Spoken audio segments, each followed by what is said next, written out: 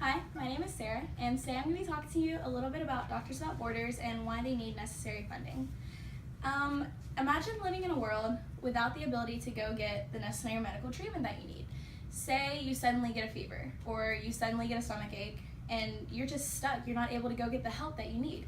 Well, for many countries, this is a really everyday serious problem because there aren't any doctors around. There's no one to help get them the treatment that they need.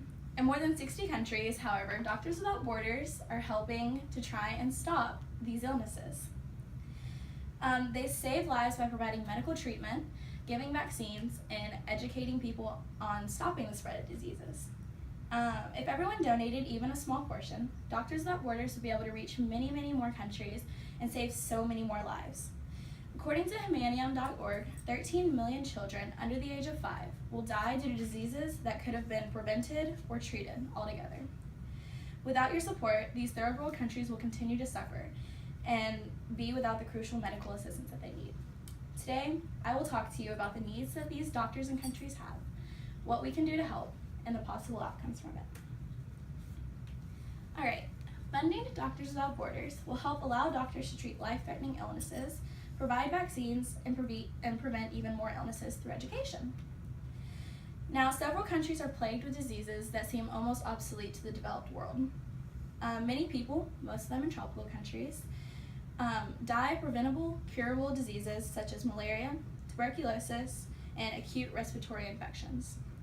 Now, according to GlobalIssues.com, in 2009 alone, 6.1 million people died due to these types of illnesses, because the drugs needed to treat those illnesses are either non-existent or no longer effective where they are. 1 billion people lack the necessary resources globally to treat even the smallest of diseases that we seem as just a little hiccup that we're staying in bed for 2 or 3 days. But for these people, it's life-threatening. And these people should not be denied the same medical resources we have simply because of where they live. Vaccines are another thing that's almost non-existent to many of these countries.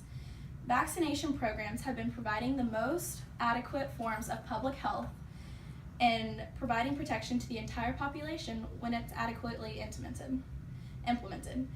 The use of vaccines for diseases such as smallpox and polio and measles, tetanus have been proven to help eliminate the frequency of these diseases in populations where vaccines have been implemented. In the United States, you get many vaccines when you're very young for polio and measles, and it's almost non-existent in our country now. But in third world countries, it's a really big deal, and Doctors Without Borders are trying to stop that, and they're trying to get into those countries and give the vaccines so one day we can hopefully eliminate the disease altogether. Another way that Doctors Without Borders is helping is preventing the spread of diseases through education. One of the greatest epidemics of our lifetime right now is HIV and AIDS. And the greatest way to stop that is education. For many of these countries, they're not able to get that proper education to stop the spread of these diseases. And since the epidemic started, 70 million people have been infected with the HIV/AIDS virus. 35 million people have died.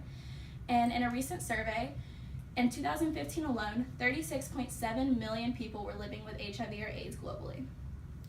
These countries are clearly in great need, and they need the proper education and the proper resources. And with funding to Doctors Without Borders, we can do that, and we can help go and stop the spread of this horrible disease.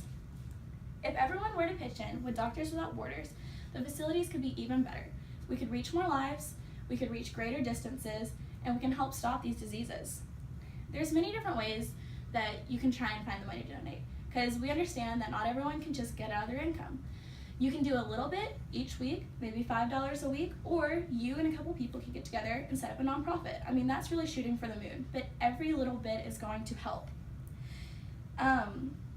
As a result of donating, these families in these countries will no longer have to sit there worried at night wondering if their child is going to make it, because there's now a doctor there helping them, doing everything in his power, and he's going to have the resources he needs to save that life.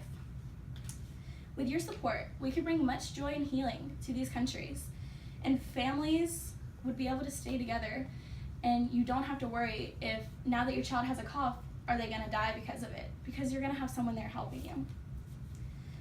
Well, today I talked to you about the needs that these countries have and what we can do to help and the possible results that can come from your support.